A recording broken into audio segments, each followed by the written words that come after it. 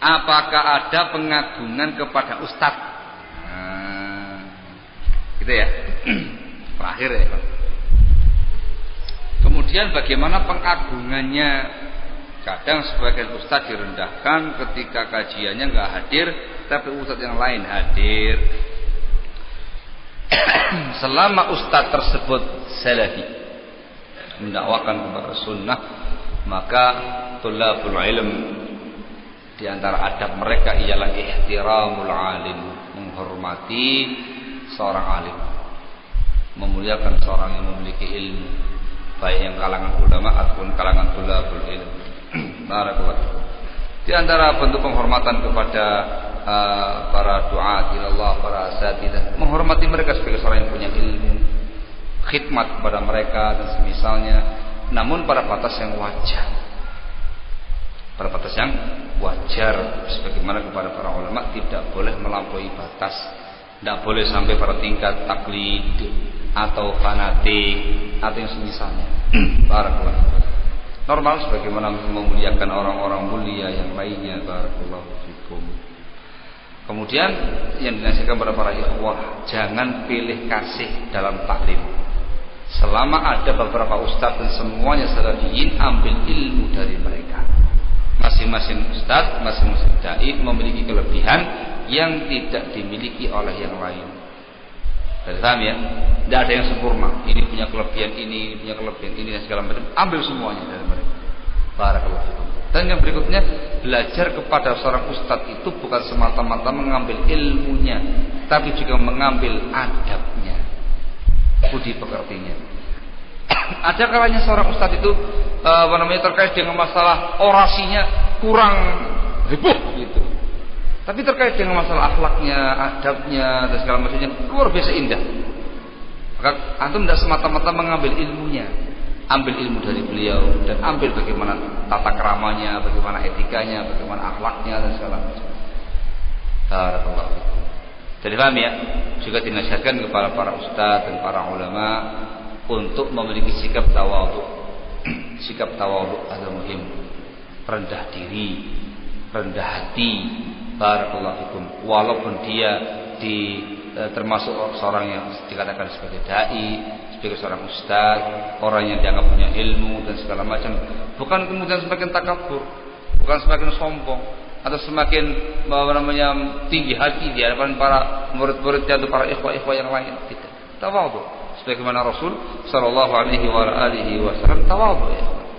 Di antara bentuk tawadhunya Rasul ialah beliau berkumpul dengan para sahabatnya. Biasa ya.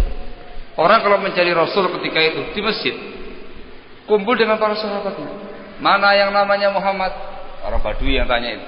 Itu yang tengah-tengah lagi lagi layih-layih tengah-tengah para sahabatnya. Biasa kumpul dengan para sahabatnya, musyawarah dengan para sahabatnya, bergaul dengan mereka, dengan para sahabatnya. Seakan-akan tidak ada jurang pemisah antara seorang dai dengan mad'unya. Walaupun ada batas-batas etika. Barakallahu. Bisa dipahami ya? Barakallahu. Ini yang antum harus pahami baik-baik. Terus bagian biaya kan nanti na'azakumullah, mentang-mentang jadi ustaz, sudah takabir sudah. Ini. Contohnya tinggi hati. Barakallahu. Pokoknya semuanya harus beres. Terima jadi dan segala macamnya. Kalau antum melihat contohnya Rasul sallallahu alaihi wasallam ya ikhwan, dalam berdakwah kepada Allah Subhanahu wa taala, beliau langsung terjun, langsung turun tangan. Ketika pembangunan Masjid Nabawi, ikut bangun. Ketika menggali parit dalam perang Khandaq, ikut gali, ikut angkat batu sampai pasir itu mau menuju dadanya beliau. Ketika para sahabatnya mau memecahkan batu nggak kuat, Rasul yang tampil. Sini, pecahkan sama beliau, pecah. Barakallahu. Wah, itu tahu tuh. Jangan kemudian mentang-mentang jadi ustaz gitu. Kali. Siapa? Tuh. Ya, gitu. Nah, gini-gini aja ustaz ya. Allah SWT. Barakallahu.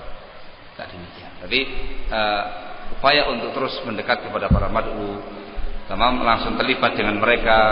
Barakallahu fikum, itu merupakan sikap tawadhu yang sangat mulia, yang sangat-sangat mulia. Dan di antara bentuk ketawadhuan barakallahu fikum ialah, dan itu diupayakan sekuat tenaga, seorang dai, seorang alim berusaha mandiri. Punya usaha sendiri. Barakallahu fikum. Walaupun kecil-kecilan, berusaha mandiri barakallahu fikum, sehingga tidak menyusahkan banyak pihak. Syukur-syukur kalau ustadznya itu yang ngayomi yang lainnya. Seperti contohnya Imam Laits bin Sa'ad. Al-Laits bin Sa'ad rahimahullah, ulama besar dari Mesir pada masa Imam Malik rahimahullah. Banyak hartanya, sukses beliau usahanya, ya Pak. Tapi tiap tahun tidak pernah terkena zakat mal. Kenapa?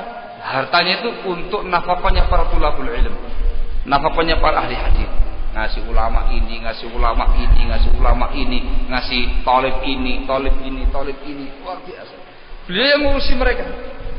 Begitu 1 tahun nggak sampai nisab, nggak jadi zakatul mal. Tuh, usaha lagi, kasih lagi, wah, terlebih luar biasa.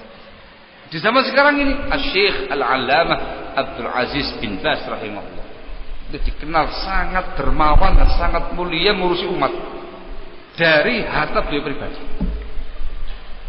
Syekh bin Baz, bantuannya beliau sampai ke penjuru dunia, tempat-tempat yang tidak pernah terbetik sedikit pun di benaknya kita orang itu ada dakwah di sana, ada Islam di sana. Itu masuk bantuan Syekh bin Baz padanya. Dia akan membaca biografinya beliau yang ditulis oleh murid-muridnya, itu luar biasa sifatnya Syekh bin Baz rahimahullah. Bisa seperti ini ya ikhwan, luar biasa. Ini ustaz yang mencari banyak pihak.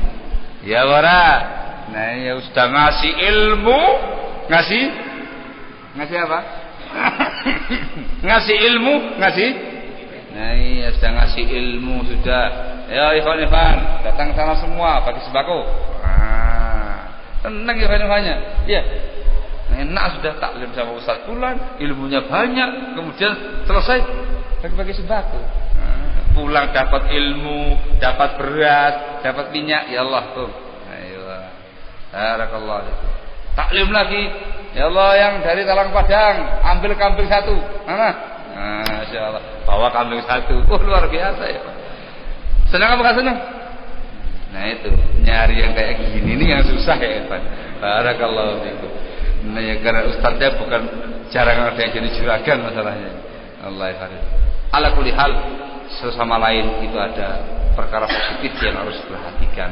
Dari kalangan para mad'u ada adab etika yang harus diperhatikan. Dari kalangan para dai juga harus ada adab-adab yang harus diperhatikan. Barakallahu fikum. Itu akan semakin memperindah suasana, semakin menyemarakkan dakwah, dan semakin mudah untuk tersebarnya dan diterimanya sebuah dakwah. Barakallahu fikum. Sekali lagi kembali pada aktornya masing-masing. Dan semua itu setelah taufik dan hidayah dari Allah Subhanahu wa ta'ala. Barakallahu fikum. Mudah-mudahan apa yang disampaikan bermanfaat. Kurang lebihnya saya mohon maaf sebesar-besarnya, dan mohon maaf banyak sekali pertanyaan yang enggak mungkin dijawab dikarenakan waktu dan juga kemampuan. Wallahu ta'ala a'lam. Subhanaka wa bihamdik, asyhadu an la ilaha illa anta, astaghfiruka wa atubu ilaik. Walhamdulillahirabbil